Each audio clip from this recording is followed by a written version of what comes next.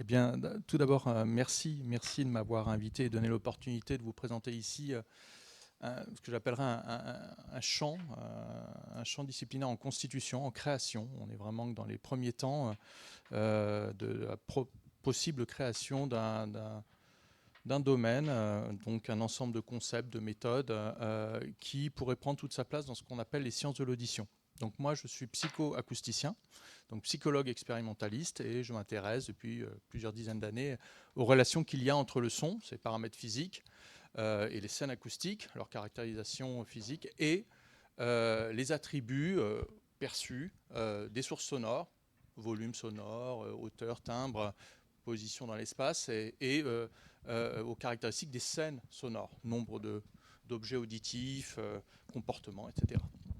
Donc tout ça avec une approche quand même mécanistique. Donc l'idée, c'est non pas seulement de caractériser les relations entre le son et la perception, d'un point de vue, on va dire, mathématique, mais également d'identifier les mécanismes sous-jacents à cette transformation du son en perception. Donc c'est une science, la psychoacoustique, vous connaissez probablement, qui a à peu près un siècle, qui a connu plusieurs étapes. Et ce que l'on peut voir quand on considère la psychoacoustique dans son histoire, c'est qu'elle a été en quelque sorte confisquée par la parole, en fait, la voix humaine. Depuis le début du XXe siècle, quand on regarde l'histoire du domaine, on voit que l'ensemble des moyens, des ressources, des efforts, des personnes est mis disons, au service de l'étude de la perception de la parole dans le silence, dans le bruit, et particulièrement en milieu urbain, ici. Voilà, la communication parlée. Dans une moindre mesure, la perception musicale. Il y a effectivement un champ assez actif d'études sur la perception musicale, mais qui est beaucoup plus, on va dire, limité et ténu par rapport au champ de la communication parlée. Et donc il y a un impensé, entre guillemets, dans le domaine de la psychoacoustique, et qui porte sur la perception de ce qu'on peut appeler les paysages sonores naturels ou des scènes auditives dites naturelles. Et c'est ce constat que j'ai fait précisément il y a 4-5 ans, au moment où j'ai rencontré Jérôme Sueur, parce qu'on m'a dit, il y a quelqu'un au muséum à côté qui, tu verras, il faudrait que tu regardes un peu, qui est en train de mener tout un travail en éco-acoustique. Et je pense que la rencontre pourrait être fructueuse. Alors, je ne savais pas ce qu'était l'éco-acoustique à l'époque, ou l'écologie des paysages sonores. Et depuis, eh bien, je me cultive, on va dire, c'est pas fini. Et ça a donné lieu à...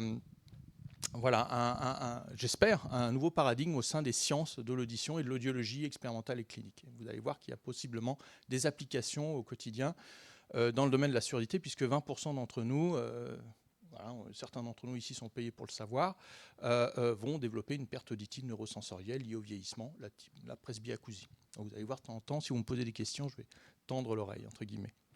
Et c'est 20% quand même de la population. Donc c'est beaucoup de personnes. Et puis j'espère que vous avez tous l'espoir de vivre au-delà de 70 ans. Et à partir de là, il est à peu près certain que vous allez développer une presbyacousie et que vous serez probablement appareillé avec ces petites prothèses auditives qui sont aujourd'hui des outils qui embarquent de l'IA, du traitement de signal, etc. Donc c'est important probablement de savoir comment ces systèmes fonctionnent, puisque nous n'avons pas la même audition tout au long de notre vie, depuis la naissance jusqu'à la sénescence. Alors, vous avez eu une très belle introduction sur l'écologie des paysages sonores et l'écoacoustique avec les deux premières présentations. Je ne vais pas revenir là-dessus. Je vais adopter ici une définition parmi d'autres, celle produite par le travail d'Eli Granfelder, qui est un travail très conceptuel de ce que pourrait être un paysage sonore naturel proximal, celui qui serait capté au niveau d'un microphone ou possiblement d'un tympan d'un animal, l'humain par exemple, à savoir cet arrangement, hein, cette composition et donc cette scène acoustique complexe produite par la superposition de sources sonores d'origine biologique, la biophonie, de sources sonores d'origine géophysique, le vent, la pluie, etc., la géophonie, et, il ne faut pas l'oublier, le tout modelé par les conditions tout à fait spécifiques de propagation du son dans l'environnement, qui ne sont pas les mêmes dans un environnement fermé, une forêt, et un environnement ouvert, un désert ou une savane.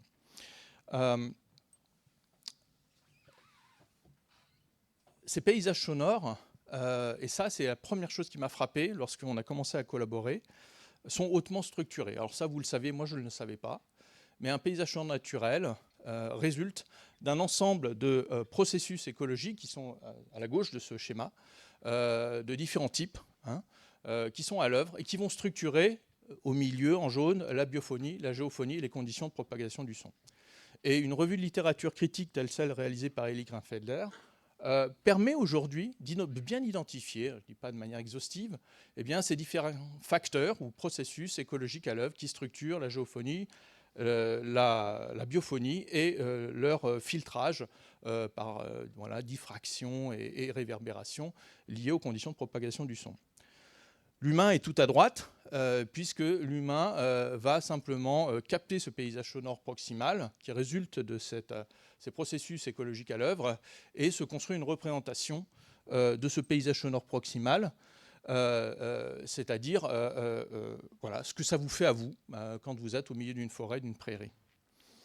Ce qu'on peut préciser, on peut faire des coups de zoom dans ce modèle. Par exemple, la géophonie résulte entre autres de processus écologiques comme par exemple des processus hydrologiques qui sont très bien compris et d'ailleurs bien modélisés par l'hydrogéomorphologie et la géographie physique.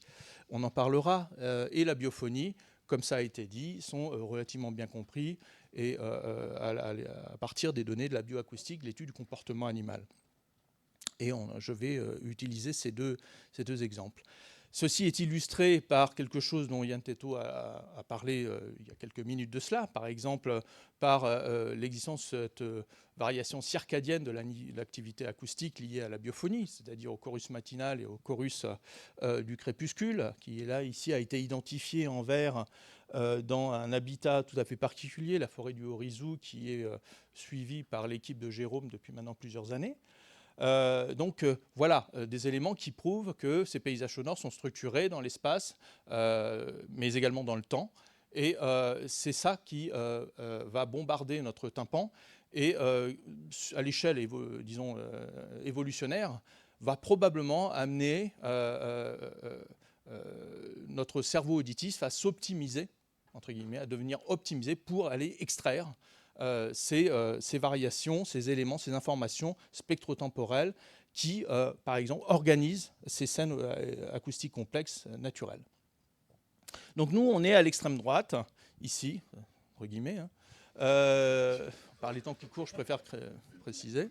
Donc le but de cette écologie auditive humaine est donc d'étudier comment ces facteurs biotiques, abiotiques, et acoustiques, les conditions de propagation, vont modeler ces représentations auditives sensorielles que vous vous construisez à tout instant lorsque vous vous exposez à ces paysages sonores proximaux qui, à nouveau, j'insiste, sont quand même relativement bien compris au point qu'on pourrait les modéliser et créer un assembleur, on en a parlé, Evascape, c'est-à-dire un petit algorithme qui pourrait composer des paysages sonores avec plus ou moins d'espèces, plus ou moins d'individus, donc plus ou moins de biophonie, plus ou moins de sons d'origine géophysique et ces conditions de propagation tout à fait spécifiques si on a la chance d'avoir la fonction de transfert de l'habitat, la réponse impulsionnelle de l'habitat, etc. Donc, le programme scientifique de l'écologie auditive humaine consiste à essayer de caractériser d'un côté votre capacité à construire à extraire des attributs globaux d'un paysage sonore naturel. Donc, alors, qu'est-ce qu'on entend par attributs globaux ? Votre sens de là où vous êtes et quand vous êtes. Est-ce que je suis ici dans une forêt ou dans une savane ? Est-ce que je suis à l'aube ou je suis au crépuscule ? Est-ce que je suis au printemps ? Est-ce que je suis en hiver ? Est-ce que cet environnement est navigable ? Tout un ensemble d'attributs qu'on ne connaît pas encore très très bien et on en est vraiment à l'aube. Hein. On commence à identifier le type d'attributs globaux que votre cerveau auditif pourrait extraire de ces scènes par analogie au travail qui a été fait il y a fort longtemps déjà en vision, qui a un petit peu de longueur d'avance là-dessus.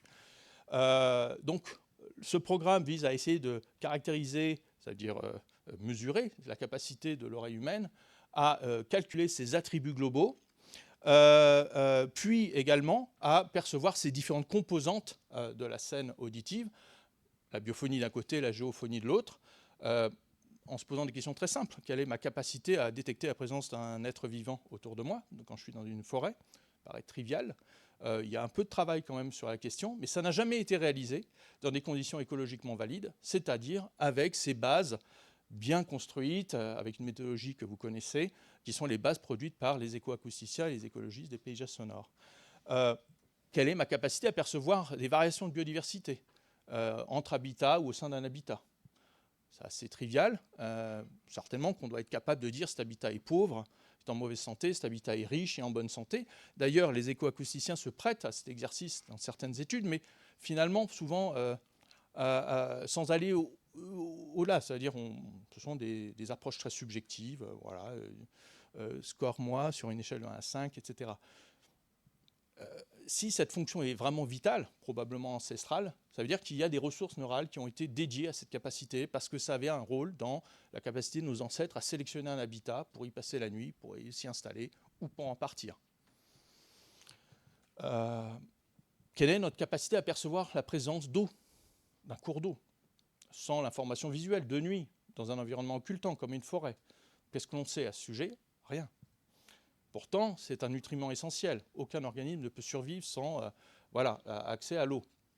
Alors aujourd'hui, vous me direz, ces fonctions-là ne sont peut-être pas si importantes que ça pour les urbains que nous sommes.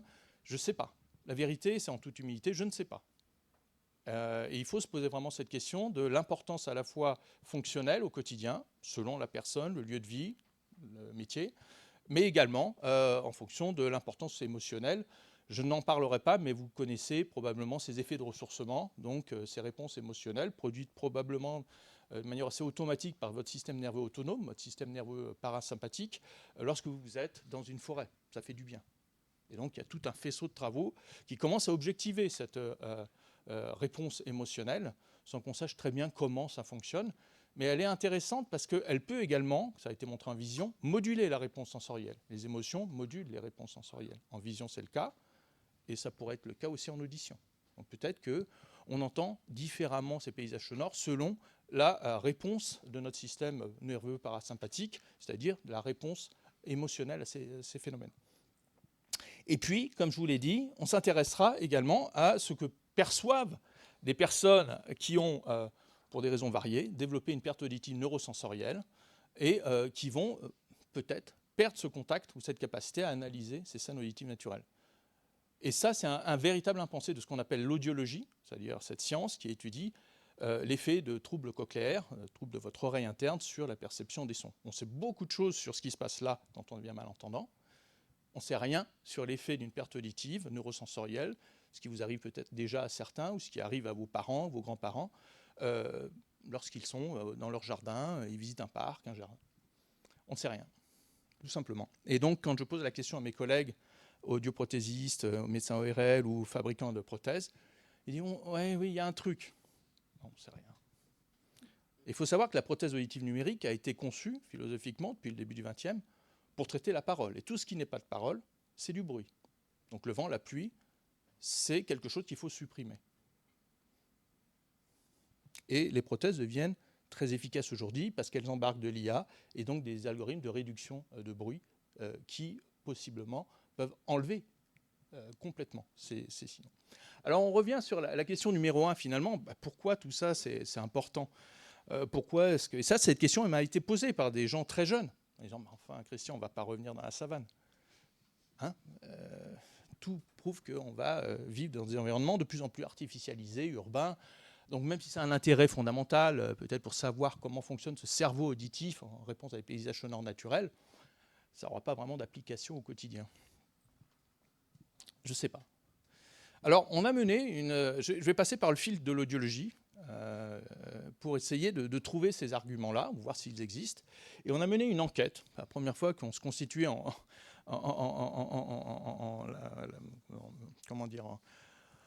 institut de sondage. Et avec le Collège national des audioprothésistes français, le CNA, nous avons déployé une enquête auprès de 300 audioprothésistes français qui, comme vous pouvez le voir, étaient à peu près répartis sur l'ensemble du territoire métropolitain. Et on leur a posé deux types de questions. On leur a posé les mêmes questions, mais pour deux moments différents. Donc on leur a posé des questions portant sur leur opinion vis-à-vis de ce que leur disent leurs patients. Vous êtes le patient, vous arrivez chez votre audioprothésiste avec une prescription de prothèse, à J1, vous allez faire un bilan, et à J30, au bout de 30 jours, après appareillage et à la fin de la période d'essai. Et pour ce J1 et ce J30, eh bien, ce que l'on demande aux audioprothésistes, c'est dans quelle mesure vos patients vous parlent de ces sons naturels, souvent, rarement. Si vous en parlent, est-ce qu'ils disent entendre précisément, avec sans distorsion, ces sons naturels ou pas? Est-ce que ces sons, s'ils les entendent, sont plaisants ou déplaisants? Et est-ce qu'ils sont importants pour eux au quotidien? Et puis, il y avait également des questions sur la satisfaction vis-à-vis de la prothèse. Alors, voilà les résultats. À gauche, pour l'opinion des audioprothésistes sur ce que leur rapportent leurs patients à J1, avant d'être appareillés, et à droite, à J30, c'est-à-dire à la fin, en moyenne, de la période d'essai. C'est au bout de 30 jours d'appareillage. Là, ici, ce sont les réponses à la question sur la fréquence des sons perçus. C'est-à-dire, est-ce que vos patients vous rapportent entendre des sons naturels, la biophonie, la géophonie? Alors, à J1, bon, certains d'entre eux seulement, vous voyez. Et à J30, à la fin de la période d'essai, multiplication par un facteur 6 des catégories de droite, c'est-à-dire la plupart d'entre eux. Donc c'est un bond énorme dans le rapport de son naturel. Une forme de, on appelle ça, nous, de réveil, en quelque sorte, c'est-à-dire, et ça, c'est ce qui est rapporté verbalement par ces patients. Je n'avais pas noté l'existence d'oiseaux à la fenêtre. Je ne savais plus qu'il y avait de l'eau, un cours d'eau à proximité de chez moi.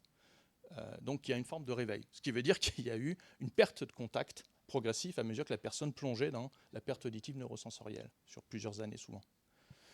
Et j'extrais ici les réponses sur l'importance donnée à l'écoute de ces sons naturels, à gauche avant et à droite après appareillage. À gauche, il y avait un même nombre de rapports entre pas vraiment important et important, et puis à droite, vous voyez, la distribution se transforme, et les réponses « oui, c'est important pour moi » augmentent considérablement. Donc ça compte. Alors, ça compte pour des raisons peut-être fonctionnelles. Peut-être qu'un agriculteur a besoin d'entendre ces sons, plus qu'un urbain, je ne sais pas. Et peut-être aussi émotionnels, liés à ces phénomènes de restauration, de ressourcement, pardon, dont ils étaient privés, il ou elle, avant appareillage. Donc, il semblerait que ça fasse sens de développer un programme d'écologie auditive humaine parce que ça semble avoir une importance pour le commun des mortels.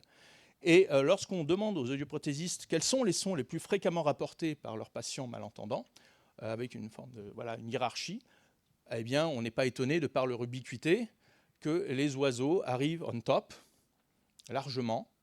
Mais ce sont également ceux qui sont associés à la plus forte réponse émotionnelle également. Hein, dans les effets de ressourcement, ce sont ceux également qui semblent être des ingrédients majeurs de la réponse de ressourcement. En deuxième position, le vent dans les feuillages. Voilà. Le vent dans les feuillages semble être quelque chose qui est important, qui est rapporté souvent par les personnes appareillées. Et en troisième position, les sons liquides, les sons produits par l'eau, dont on sait également que c'est un grand contributeur des effets de ressourcement. Voilà, donc ça, ce genre d'information me paraît intéressant parce que ça peut commencer à guider, entre guillemets, notre exploration en tant que psychoacousticien. Et là, je vais passer, puisque je vais aller sur le programme de recherche en écologie auditive humaine, et particulièrement sur ces expériences que nous avons conçues avec Jérôme et d'autres collègues pour mesurer, avec les outils de la psychophysique sensorielle, cette capacité à percevoir les attributs globaux des scènes auditives naturelles. Alors ici, c'était un peu une preuve de concept pour nous, thèse de faisabilité. Nous avons collaboré avec Bernie Krause, que vous connaissez, un des pionniers de l'écologie des paysages sonores, qui nous a donné accès à une jolie base de paysages sonores enregistrés dans une réserve de biosphère, un habitat protégé, pendant un an, à 4 saisons, 4 moments de la journée, dans 4 habitats distincts, donc une clairière, un maquis, une forêt riparienne et une prairie. Donc ça nous permettait de construire un beau plan expérimental croisé, 4 habitats, 4 moments de la journée, 4 saisons. À partir de cela, nous avons extrait des segments très courts, de, je crois, 2 secondes, normalisés en puissance, et nous avons présenté au casque à des sujets entendants. Donc, un essai typique pour la personne, casque sur les oreilles dans la cabine insonorisée, consistait à entendre 3 sons distincts. L'un était extrait par exemple d'un habitat, la clairière, et 2 autres étaient extraits d'un autre habitat, par exemple la forêt riparienne. Et la tâche consistait simplement à dire quels son est différent des 2 autres. Donc ça permet de mesurer une réponse correcte, donc une performance, donc une sensibilité au sens psychophysique. Les résultats sont représentés ici, en moyenne, sur notre groupe. Donc chaque petit symbole avec sa barre d'erreur correspond à la performance moyenne de nos participants entendants adultes. Ce n'étaient pas des ornithologues ou des bioacousticiens ou des écoacousticiens, c'est monsieur et madame tout le monde. Pour la tâche de discrimination d'habitat, à gauche, de saison au milieu, et de moment de la journée à droite. Le hasard est représenté par la ligne en pointillé, 33% de réponses correctes. Donc ils sont 2 fois au-dessus du hasard. Ce qui est intéressant, c'est la variance est très faible. Donc ils étaient très homogènes. Et quand grâce à un questionnaire, on estime leur degré d'exposition sur toute leur vie à des paysages sonores naturels, on a construit ce questionnaire par analogie avec des questionnaires sur l'évaluation de l'exposition au bruit. Et il y avait là une grosse variance. Il y avait des gens qui avaient vécu pendant 18 ans à la campagne et d'autres entre 4 murs en milieu urbain. Il n'y avait aucune corrélation entre ce degré d'exposition et ces performances, où ils étaient tous vous avez vu, très homogènes. Et le fait il ne faut pas se fier au fait, on dit 60%, c'est pas terrible. Non. Pour une tâche de cette nature-là, 60%, c'est un haut niveau de sensibilité pour un psychophysicien. Ça correspond à un niveau d'E' de l'ordre de 2, ce qui est pas mal, ce qui est vraiment décent. On ne s'attendait pas à ça. Très sincèrement, en tant que psychophysicien, compte tenu de la variabilité de ces signaux, je m'attendais à des choses au plancher, au plafond, que ça allait aller dans tous les sens, etc. Mais non, très forte homogénéité, très bonne sensibilité sur des gens non entraînés et qui ne sont pas experts. Donc oui, il semblerait qu'on soit capable, avec nos oreilles, à déterminer où on est et quand on est, avec, sans expertise particulière. Alors je m'attends à la question, et si vous aviez interrogé des Indiens de Chimani au fin fond de l'Amazonie? Je ne sais pas. Et si vous aviez interrogé des enfants de 5 ans, je ne sais pas, mais on a lancé une collaboration avec des développementalistes pour savoir si ces compétences sont précoces ou si elles s'acquièrent. On ne sait pas. Alors là où c'est intéressant, c'est que la psychoacoustique a développé sur la deuxième partie du XXe siècle des modèles mathématiques, implémentés ensuite par simulation informatique, de ce système auditif périphérique et central, qui est relativement bien compris. Il a été plutôt compris pour rendre compte de ce qu'on est en train de faire, la communication parlée. C'est un modèle qui est assez simple pour un ingénieur en traitement de signal. Il réalise une décomposition en fréquence, puis une décomposition temporelle avec 2 batteries de filtres séparées par des non-linéarités. Je ne vais pas m'appesantir là-dedans. Mais à gauche, ce que vous voyez, c'est ces petites images, entre guillemets, que produit ce modèle en réponse à ces sons de la base de Bernie Krause. Par exemple, pour les 4 moments de la journée, le matin, le milieu de la journée, le soir. Et ici, cet axe, c'est l'axe des cadences temporelles, donc lent, rapide, et ici c'est l'axe des fréquences audio, sur toute la plage audible qui va d'à peu près 100 Hz à 10 000 Hz. Vous voyez, la puissance de modulation de ces signaux est maximale dans la bande haute fréquence et couvre tout un ensemble de modulations lentes et rapides. Ça, c'est lié essentiellement, comme vous le savez, au chorisme matinal qui disparaît, par exemple, pendant la nuit. Donc voilà la réponse de ce modèle mathématique qui simule les premières étapes de traitement neuronal d'un système auditif en réponse à ces bases sonores. Et quand on entraîne ensuite un algorithme de classification qui prend en entrée ces représentations, eh bien le modèle, bien sûr, pas étonnant, surperforme, mais il n'est pas parfait non plus. Il y a de la variabilité dans le signal, il y a du bruit externe. Et ce qui est intéressant, ce n'est pas tellement que le modèle fasse mieux que l'humain. Ici, c'est un modèle qui a essayé de faire au mieux avec ce qu'un humain extrait de ses sons. On est d'accord. On ne part pas du son, on part de ce qui sortirait d'un cortex auditif. C'est ce que modélise ce système. Mais ce qui nous intéresse, c'est cette différence. C'est pourquoi, finalement, un humain n'est pas capable d'utiliser optimalement ces informations que son cortex auditif extrait. Donc ça devient intéressant, peut-être parce qu'il y a de la variabilité interne, ce qu'on appelle du bruit interne. Peut-être qu'il y a des limitations mnésiques, attentionnelles dans la tâche que le mémoire n'a pas, ou simplement parce qu'on adopte des stratégies de décision qui ne sont pas optimales. On ne va pas chercher l'information au bon endroit. On écoute peut-être ici au lieu d'écouter là. Bon. Et ça ouvre tout un champ d'expérience très intéressant. Donc nous sommes bons, mais nous sommes suboptimaux. Voilà, c'est ce que nous dit ce type de résultat. Donc l'évolution nous a probablement doté d'une bonne capacité, qui n'a peut-être rien d'extraordinaire, mais elle ne nous a pas optimisés, contrairement à ce que je disais. Alors voici maintenant le corollaire de ce projet, avec des personnes malentendantes dont les audiogrammes tonaux pour l'oreille gauche et droite sont représentés ici à gauche. Donc 15 personnes malentendantes ont fait la même tâche que les sujets normaux entendants, au même niveau sonore, sans leur prothèse. Les données des sujets entendants contrôle sont représentées par les triangles ouverts, les données moyennes des sujets malentendants par les carrés pleins. le hasard est à 33%. Donc vous voyez que les malentendants ici, quel que soit, parce qu'ils avaient un spectre varié de type de perte qui va de léger à sévère, avec des pertes plates, des pertes haute fréquence. Et on voyait que tout le monde est au-dessus du hasard, c'est bien. Cette capacité ou ces capacités ne sont pas abolies par la perte neurosensorielle, c'est une bonne nouvelle pour nous tous, mais elles sont significativement réduites et substantiellement on passe d'un D' de 2 à un D' de 1. Donc ça veut dire que oui, une perte auditive neurosensorielle va dégrader notre capacité à dire où on est quand on est avec nos oreilles pour ce qui relève des paysages sonores naturels. Maintenant, on passe de la perception des attributs à la perception des composantes d'une scène auditive naturelle, d'un paysage sonore, la biophonie. Alors, on sait quelques petites choses quand même dans la littérature. On sait par exemple que nous sommes beaucoup plus rapides pour détecter des sons animaux que des sons artificiels, dans une tâche simplement de temps de réaction simple. Nous savons également que le traitement des sons naturels, des voix humaines par exemple, est prioritaire par rapport à des sons non vocaux. Et puis, nous savons également que des structures cérébrales tout à fait spécifiques semblent engagées dans le traitement de ces sons dits biologiques par rapport, ces vocalisations animales par rapport à des sons géophysiques. Pris ensemble, ça suggère que la détection de vivants fait appel à des mécanismes sélectifs, peut-être modulaires dans le cerveau, des ressources tout à fait spécifiques. Et il y a de bonnes raisons de le faire, parce que c'est important pour détecter des proies et des prédateurs. Et puis peut-être estimer globalement la bonne santé de l'habitat pour savoir, comme je le disais, si on s'y installe, si on y passe la nuit ou pas. Alors pour aller un petit peu plus loin que ces travaux qui ont été réalisés avec des bases qui n'étaient pas écologiquement valides, de 4 à 5 à 100 sons qui a été pris au hasard, peut-être sur YouTube, que sais-je.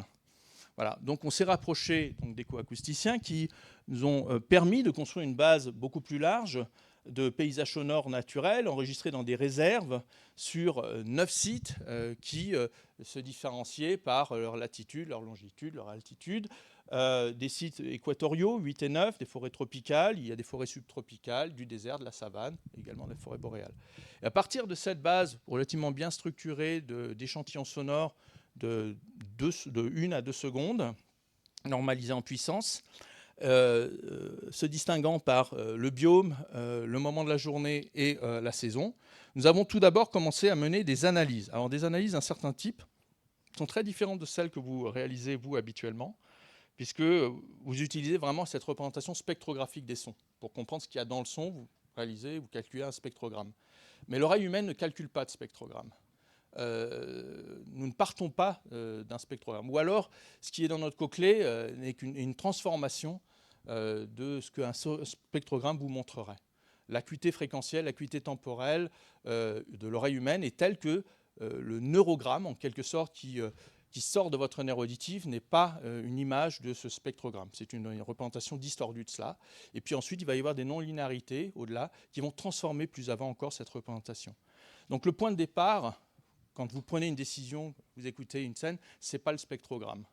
Ça serait plutôt le neurogramme. Bon.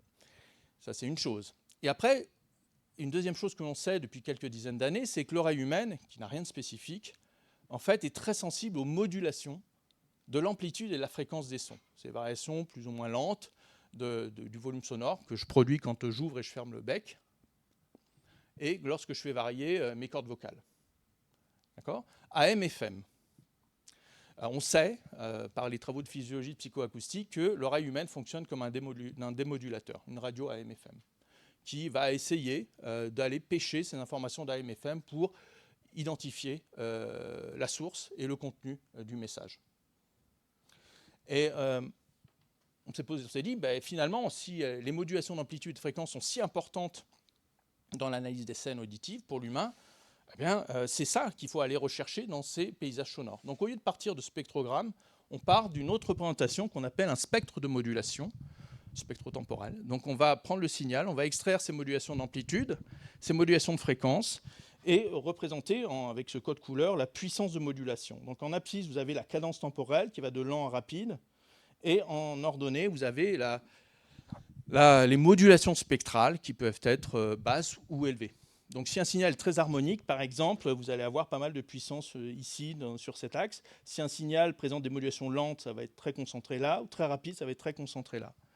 Et voilà ces analyses, ces MPS, ces spectres de modulation, classés en fonction de l'habitat en ligne, de la saison et du moment de la journée. Alors, on ne le voit peut-être pas à l'œil nu, mais il y a des différences subtiles entre ces MPS, entre habitats, ce qui peut signifier qu'ils véhiculent une information peut-être potentiellement contrastive dans le domaine des modulations. Alors, on s'est juste prêté à un exercice très simple qui a consisté à réduire cette information présente dans les MPS et entraîner ensuite un algorithme de classification pour voir si on pouvait classer l'habitat. Est-ce que c'est une forêt tropicale, subtropicale, une forêt boréale, à partir de ces indices de modulation. Et oui, le niveau de hasard étant de 11%, le classifieur non optimisé était à 60%. Donc oui, il y a de l'information potentiellement utile pour classer ces habitats, dire où ils sont, à partir de ces informations de modulation spectro-temporelle, des informations, je l'aurais dit, auxquelles l'oreille humaine est particulièrement sensible. Une fois qu'on a caractérisé ces signaux, et les statistiques de ces signaux, eh bien, on les a présentés sous casque, en cabine, à des participants. Et pour chacun de ces sons, il y en avait 11 000 pris dans cette base, et les personnes devaient dire si, 1, ils entendaient des vocalisations animales, s'ils n'avaient pas entendu des vocalisations animales, mais des actions animales, 2, s'ils avaient entendu ni l'un ni l'autre, mais uniquement le vent, la pluie, le tonnerre, ils cliquaient, 3, etc. Ce qui nous a permis donc d'établir alors une expérience qui est encore subjective, au sens où les résultats peuvent être biaisés par plein de facteurs décisionnels, motivationnels, etc. Mais d'établir la sensibilité de l'oreille humaine, ici en bleu pour démarrer, à la présence de biophonie. Alors ce qui est représenté pour les 17 participants de cette expérience, qui ont passé 10 heures dans les cabines quand même, c'est le nombre de fois qu'ils ont dit 1, c'est-à-dire j'entends des vocalisations animales, en réponse à ces 11 000 échantillons sonores. Et là, ils sont classés en fonction du moment de la journée, et vous voyez que tout le monde présente ce profil à 2 pics qui correspond au chorus matinal, au chorus du crépuscule. Donc oui, vous êtes sensible à ces variations circadiennes de la biophonie. C'est peut-être trivial, mais il fallait le mesurer avec des tâches psychophysiques. Si on reclasse ces mêmes données en fonction de l'habitat, 1 à 9, ici vous avez les habitats tropicaux, eh bien tout le monde va présenter le même profil avec « oui, j'entends beaucoup de biophonie, surtout dans les habitats tropicaux ». Donc une sensibilité à, comme vous le savez, ce gradient latitudinal de biodiversité qui a été démontré par ailleurs par les écologues, à savoir que la biodiversité pique dans les régions équatoriales. Donc l'oreille humaine est sensible à la biophonie et à ses variations circadiennes ou latitudinales peut-être. Et lorsqu'on met en regard ces indices de modulation, les petits points bleus qui ont été extraits des MPS et les réponses des sujets entendants, on se concentre ici sur la réponse « oui, j'entends de la biophonie ». En fonction du son, il y a 11 000 sons. Chaque trait, c'est un son. Vous voyez que les réponses jaunes correspondent à la région où les gens ont répondu le plus « j'entends de la biophonie ». Et ça correspond effectivement ici aux habitats tropicaux. Et c'est précisément le type de son pour lequel un des indices de modulation qu'on a calculé pique, à savoir un indice qui nous dit, pour faire court, à quel point ce MPS, ce spectre de modulation est complexe. Donc plus le spectre de modulation est probablement produit par un grand nombre de sources sonores distinctes, eh bien plus les gens tendent à dire « j'entends de la biophonie ». Donc ça veut dire que peut-être, si on voulait définir d'autres indices sensibles aux variations de biophonie, il faudrait aller regarder dans le domaine des modulations, et particulièrement cet indice de séparabilité ou non-séparabilité du spectre de modulation qui nous dit combien de sources sonores composent la scène. Alors, ça, c'est une réédition de cette expérience avec un sous-ensemble de sons, cette fois-ci 300, qui permet de faire des expériences plus courtes, vous avez compris, que nous avons réalisé à nouveau avec des sujets normand-entendants ici en Sian et des sujets malentendants au casque, au même niveau. Pour les réponses, on va se concentrer sur les réponses biophonie en fonction de l'habitat. Donc, vous voyez, on retrouve cette structure à 2 pics avec un maximum de réponses pour les habitats tropicaux. Bon. Et voilà ce qui se passe quand on devient malentendant, par exemple comme moi. Eh bien, la sensibilité à ces variations de biophonie à travers les habitats se maintient, mais le nombre de réponses est divisé par 2. Lorsqu'on reclasse ces mêmes données en fonction du moment de la journée, on retrouve cette structure en 2 pics avec une sensibilité particulière au chorus matinal, au chorus du crépuscule, et ces variations s'effacent chez les malentendants. J'ai plus que 2 minutes, donc je vais m'arrêter là. Hein. Ah non, non, non, j'ai pas. Bon, le reste, ça sera. Voilà, voilà. Ce sera pour la prochaine. Voilà, donc bien sûr, vous avez compris que ce programme se déploie dans d'autres directions, dans la direction de la géophonie, particulièrement la perception de l'eau, sur laquelle on commence à avoir des premiers résultats, en adoptant les méthodes rigoureuses d'enregistrement des écoacousticiens, en allant chercher ces informations hydrogéomorphologiques ou écologiques pour caractériser ces cours d'eau, et pas en se contentant d'aller chercher voilà, des sondes d'eau sur des bases lambda qui ne sont pas documentées, on ne sait pas d'où elles viennent, etc. Et je pense que ce programme pourrait bouger les lignes, particulièrement dans beaucoup de domaines, dont celui de l'audiologie, et amener, par exemple, les fabricants de prothèses à considérer également un traitement de signal approprié pour ces moments, ces scènes particulières où on s'expose beaucoup plus à des scènes naturelles, par exemple. Et ça, c'est le cas déjà. Hein. Les prothèses auditives elles sont équipées d'algorithmes de détection de scènes, donc automatiques, peuvent dire voilà, vous êtes plutôt en réunion, plutôt en cafétéria, au restaurant, en famille, et ils adaptent le traitement de signal à ces scènes. Eh bien, il faudrait également probablement un programme qui dise voilà, vous êtes plutôt en forêt, là, vous êtes plutôt en jardin, vous êtes plutôt. Et adapter ce traitement plutôt que d'évacuer cette géophonie, cette biophonie, parce qu'elle va être automatiquement considérée comme du bruit par la prothèse standard. Oui.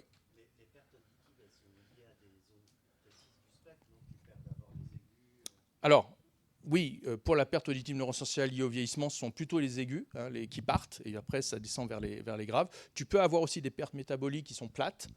On peut avoir des pertes génétiques avec des scotomes, avec des trous. Bon, on a plein de configurations géométriques. Mais c'est vrai que la plus classique commence par une perte dans les aigus qui se généralise ensuite au grave. Et c'est pour cette raison, probablement, que les premières expériences à disparaître sont l'expérience des insectes, donc des stridulations de très haute fréquence, puis les oiseaux, avec une vraie fragmentation. Hein, donc on est allé interroger des personnes malentendantes, des écrivains qui ont rapporté, comme Neil Ansell, ce que ça leur fait à eux, malentendants, de perdre la capacité à entendre les oiseaux. Et donc ils parlent d'une véritable fragmentation ou démantèlement de leur perception de la biophonie.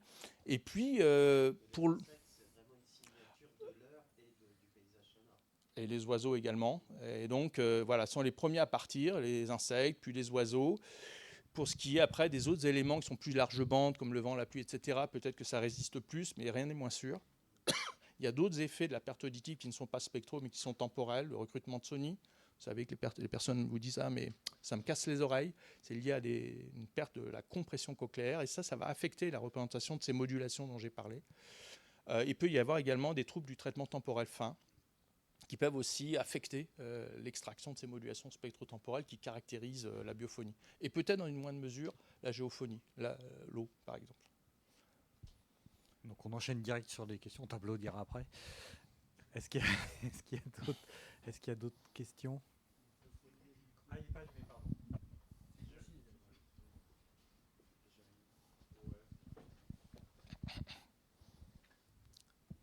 Alors il y a peut-être quelque chose que j'ai loupé à un moment.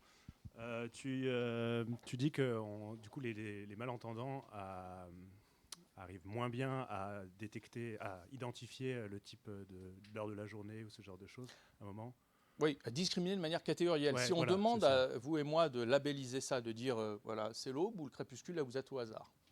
Enfin, je ne sais pas si justement un Indien de Chimani en Amazonie, peut-être que lui ou elle serait en mesure de me dire ça c'est l'aube, ça c'est le crépuscule. Mais nous, urbains. Par contre, si on discrimine de manière catégorielle, si on dit ça vient de quelle catégorie versus ça, là on est très bon. Ok. Et la perte auditive affecte cette... La perte auditive dégrade cette capacité. Et c'est pas magique. Il y a d'autres expériences qu'on a réalisées en filtrant, transformant ces sons. Et ce ne sont pas des indices extrêmement subtils. Ce sont grosso modo des indices de brillance, à savoir la pente du spectre. En fait, il est fort probable que ça reflète une analyse du bruit ambiant. Enfin, c'est pas un bruit, en fait, c'est du son ambiant qui est le plus fiable finalement parce qu'il est là. Les oiseaux, ils ne sont pas si fiables que ça. Ils peuvent chanter, ils peuvent ne pas chanter. Par contre, le bruit ambiant il est toujours avec moi. C'est l'acoustic daylight, comme disait ce bioacousticien Dick Fay. Et quand on monitore cet acoustic daylight, eh bien, son spectre moyen, il va avoir une caractéristique qui est liée à tout. Hein, la biophonie, géophonie, Et celui-là, il vous dit quelque chose de la topographie, il vous dit quelque chose de, voilà, probablement du moment de la journée, etc. Et ça peut être à la limite facilement corrigé par une aide auditive, non, en amplifiant simplement. Si tu parles de brillance. Alors ça, en fait, mon intuition initiale, c'était que non, et puisque la prothèse est faite et pensée pour la parole, mais dans les faits, les enquêtes d'opinion et les premiers travaux qu'on a commencé à mener suggéraient que non, que les patients sont plutôt satisfaits de l'appareillage, peut-être parce que justement cette correction dans les aigus, cette amplification compense pour partie ces déficits-là. Et donc c'est une bonne nouvelle pour les fabricants de prothèses. J'espère qu'ils ne vont pas marketer ça en disant, voilà, avec ça. Mais il y a aussi d'autres raisons pour lesquelles le traitement de signal, j'en ai parlé, ces algorithmes de suppression de bruit qui sont extraordinairement efficaces aujourd'hui parce que maintenant, ils correspondent à des algorithmes de réseau de neurones profonds qui sont trop efficaces à la rigueur et qui vont dégager le vent, la pluie, etc. parce que c'est pas la parole. Ouais. Et là, c'est là qu'on a une discussion à avoir avec eux. Et aujourd'hui, ils sont complètement. Il y a quand même un début de réflexion de leur part. En fait, quand on demande aux patients, c'est ça, le premier niveau, c'est quand même la personne. Ça dépend quand. Avant appareillage, je ne sais pas de quoi tu parles. Après appareillage, il y a vraiment quelque chose qui se passe. Là, c'est awakening, quoi. Si on parle aux audioprothésistes qui ont une expérience de contact, ils disent oui, je savais. Ouais, bien sûr, oui, on sait, ils parlent beaucoup d'oiseaux. C'est ce que l'enquête montre. Si on demande aux fabricants, ils vous diront oui, on sait, mais on a d'autres priorités. C'est IA et débruitage de la parole dans le bruit en milieu urbain. Donc, ce n'est pas dans le calendrier. Donc, la question ici, ce qui joue, c'est essayer de changer leur calendrier parce que ça pourrait avoir une importance pour pas mal de gens. Ça dépend du lieu de résidence, du métier, ça dépend de plein de choses. Et ça, c'est parce qu'on a toujours considéré le patient malentendant comme quelqu'un d'urbain, de standard, qui travaille dans le tertiaire. On a oublié qu'il y a quand même toute une variation. Et c'est étonnant, hein, mais je crois que voilà, on en est là. Okay. Bon. Nicolas. Ouais, merci pour ce que tu fais. Je pense que c'est très utile. Je parle aussi en tant que malentendant et c'est vrai que c'est une difficulté. Je pense que ça n'amène pas tout pour répondre à ta question, Jérémy. Les oiseaux et tout, ouais, avec les appareils, on réentend. Par contre, les insectes spécialisés, et ça, souvent, c'est vraiment trop haute fréquence. Et en fait, les appareils, ils n'essayent pas du tout d'aller rétablir une audition dans la gamme dans laquelle émettent les insectes. Donc, en fait, on rate quand même énormément de choses, quoi.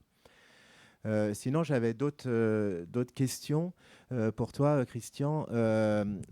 Au vu de ton histoire, là, et ça marche bien en plus, donc c'est un bon choix, je pense, mais tu te bases beaucoup sur les specs de modulation dans et alors qu'on sait qu'il y a quand même aussi beaucoup d'autres features qui permettent d'appréhender notre espace auditif et donc aussi les paysages sonores. Est-ce que tu as essayé d'inclure d'autres choses en partant par exemple des modèles de science, etc., de ce qui peut être fait avec les modèles de science? Et je parle de la science à exprès parce que chez les malentendants, aujourd'hui, on dit qu'il y a des troubles de la science et qu'il y a des fois des sons qui sont trop saillants, comme le couteau qui tombe dans une cafétéria ou des choses comme ça. Et les aides auditives, on veut baisser ça en fait, on veut réduire la saillance de ça.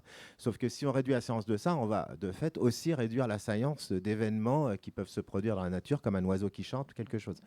Donc je pense que, la question aussi sur inclure d'autres features et, pour améliorer encore ces modèles et aider ou alerter en tout cas que quand on travaille sur un aspect, ça peut dégrader aussi d'autres choses au niveau de l'aide auditive. Oui, non, la science, on n'est pas encore à ce stade-là. Vraiment, on avance avec peu de moyens. On n'est pas beaucoup sur ce thème. Il y a quand même grosso modo, 1 ou 2 équipes au monde qui travaillent sur ces choses-là. Donc, les équipes travaillant sur la science, on les connaît bien. On aimerait bien qu'elles aillent sur ce terrain-là. Alors, ils ont commencé, comme tu le sais, Mounia El Hilali, aux États-Unis s'intéresse au paysage sonore naturel, mais elle n'a pas encore adopté cette posture qui est la nôtre, qui consiste à aller collaborer avec des écoacousticiens pour construire ces bases, nourrir leur réflexion des concepts et des méthodes de l'écoacoustique. Ça reste pour le moment de la psychoacoustique classique, hein, avec des bases qui ne sont pas documentées, qui ne sont pas... sur laquelle on a extrêmement peu d'informations du point de vue écologique, donc je pense qu'ils ne sont pas écologiquement valides. Mais il est évident que l'attention auditive joue un rôle très important. Il y a d'autres indices aussi, bien sûr, auxquels tu peux penser, sur l'harmonicité. J'ai parlé des modulations spectrales, probablement qu'on approche ces questions d'harmonicité, etc., qui pourraient être importants pour la détection du vivant, parce que les travaux antérieurs suggéraient que finalement, le vivant était détecté sur la base de l'harmonicité. Dès qu'il y a l'harmonicité, il y a probablement du vivant. Le fait est qu'on avait mené cette revue de littérature critique, les vocalisations animales ne sont pas toujours harmoniques. Une autre hypothèse très forte dans la littérature, c'est que, comme c'est le cas pour nous, on produit, de par notre inertie, des modulations plutôt lentes. Hein, on ne peut pas aller beaucoup plus vite que le vent. Mais en fait, les oiseaux, les insectes peuvent striluler et produire des modulations très rapides, hein, de centaines de hertz. Donc, pour le moment, on est en train, en quelque sorte, d'explorer tout ça. Et on a voulu prendre une approche différente de ce qui avait été fait par le passé, en disant, voilà, c'est l'harmonicité, c'est la lenteur qui caractérise le vivant. Je ne sais pas. Ça peut être lent, c'est peut-être du rapide, c'est peut-être de l'harmonique, c'est peut-être de l'inharmonique. C'est pour ça que le MPS capture un petit peu tout ça. Mais oui, je suis d'accord. Il y a beaucoup d'autres indices à... Mais enfin, ce qui ressort de tout ça, c'est quand même ce grand contraste entre la subtilité des indices acoustiques que vous et moi, on utilise en communication parlée, des indices de l'ordre de quelques dizaines de hertz, de quelques millièmes de seconde, pour différencier un peu, un te, un que, parce que nous sommes dans une communication à courte distance. Des indices qui sont utilisés pour probablement monitorer ces paysages sonores, qui sont des indices qui doivent résister à la propagation sur des longues distances et dans des environnements qui peuvent être diffractants, réverbérants. Et ce que nous avait dit ce bioacousticien, Richard Wiley, c'est que ces indices vont être certainement très grossiers pour pouvoir résister à une propagation sur 200 mètres. Et là, ce n'est pas étonnant qu'on trouve simplement des grosses différences spectrales de bruit ambiant, ou peut-être des modulations. Donc on n'est pas dans le même régime. C'est logique, d'une certaine manière. C'est peut-être décevant, c'est pas très subtil. Ouais. Je pense au mystère d'étal auquel tu as participé. Dernière question, parce que j'aurais plein de questions, mais c'est plus une remarque qu'une question. Donc tu as bien souligné qu'il restait énormément à faire, évidemment, dans ce domaine-là, et tu as souligné que il pouvait y avoir plein de choses qui allaient moduler la perception que les gens avaient des paysages sonores, en particulier les côtés, tout ce qui a trait aux émotions, au niveau de stress, etc. Et je me demande quand même, parce que tu l'as dit, mais quelque part tu l'évacues un peu. Et je me demande si c'est pas absolument fondamental, cet aspect-là. C'est-à-dire qu'on n'est plus justement à regarder les capacités à extraire de la parole dans le bruit, dans un environnement de salle, de urbain, de maison, de machin. Or, vos tests, vous les faites encore dans ces conditions-là. Et je me demande si, à moins que vous ayez déjà commencé autrement, mais s'il ne faudrait pas assez rapidement aller faire ces tests psychoacoustiques sur les paysages sonores dans des conditions in the field, quoi, tu vois, dans des conditions beaucoup plus réelles, parce que est-ce qu'on n'est pas en train de mesurer aussi de beaucoup d'artefacts finalement, parce que c'est pas du tout la même chose d'écouter des sons de forêt quand on est en forêt que de les écouter chez soi dans son salon, quoi. Et je me demande si là, on n'est pas trop loin quelque part, tu vois, à un moment. Tu poses la question du contrôle. Hein. Donc je sais que Nicolas adorerait aller faire cette expérience au fin fond de l'Amazonie. Moi aussi, je laisserai à d'autres le soin de le faire. Mon épouse m'a refusé pour le moment. Elle dit, bon, pour le moment, tu restes dans ta cabine, hein, et tu me fais du 3IAFC, ça ira. Non, c'est la question du contrôle. Effectivement, on y va pas par pas. Et le point d'entrée, c'est commencer avec nos procédures 3IAFC en cabine, bien contrôlées. Ensuite, il y a un deuxième point que je n'ai pas eu le temps de discuter, qui consiste à ne plus partir des enregistrements in situ, mais pour lequel on a une faible vérité terrain. On ne sait pas combien finalement il y avait d'oiseaux là-dedans, etc. Et partir d'une reconstruction de ce paysage sonore sur la base de ces connaissances que les bioacousticiens et écoacousticiens ont accumulé. Et donc Evascape, ce logiciel développé par Eli Grinfelder dans sa tête, permet de reconstruire des paysages sonores, naturels, avec un certain degré de réalisme, mais plus ou moins écologiquement valides. Et donc ça, ces expériences nous donnent un petit contrôle supplémentaire, mais ils sont monoraux, alors c'est pas très immersif, etc. Et le troisième niveau va consister à mesurer la réponse impulsionnelle binaurale de ces environnements.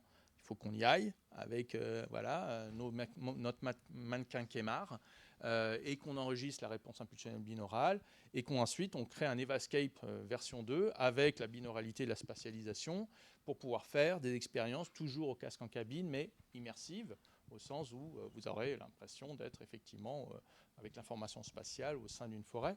Et puis la dernière va être l'expérience vraiment écologiquement valide sur site. Celle-là, je serai peut-être à la retraite le jour où on y arrivera, mais ça serait chouette effectivement de pouvoir la mener, effectivement. Mais voilà, sur le calendrier, on y est allé pas à pas. Voilà. Je voudrais dire un dernier truc, c'est qu'il y a de très beaux travaux qui sont présentés, computationnels, mais la psychoacoustique, en fait, elle est implicite là-dedans. C'est-à-dire qu'elle est présente sans qu'on le dise. Puisqu'au final, tout ça est souvent basé sur des travaux d'annotation d'un ou deux experts. Donc ça veut dire tous ces algorithmes, ces indices vont être calibrés par rapport à ce qu'un humain particulier va pouvoir percevoir de ces scènes. Donc l'approche psychoacoustique, elle est très implicite. Et c'est ça qui m'a frappé en me disant, mais au final, où est votre vérité terrain ? Et quand ces systèmes sont calibrés, ils sont calibrés par rapport à ce qu'un humain particulier, un expert généralement, est capable de faire.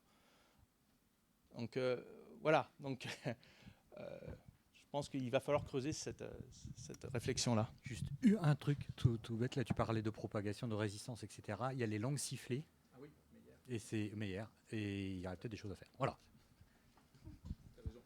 On recommence à 14h15, puisqu'on a pris un peu plus de 15 minutes de retard.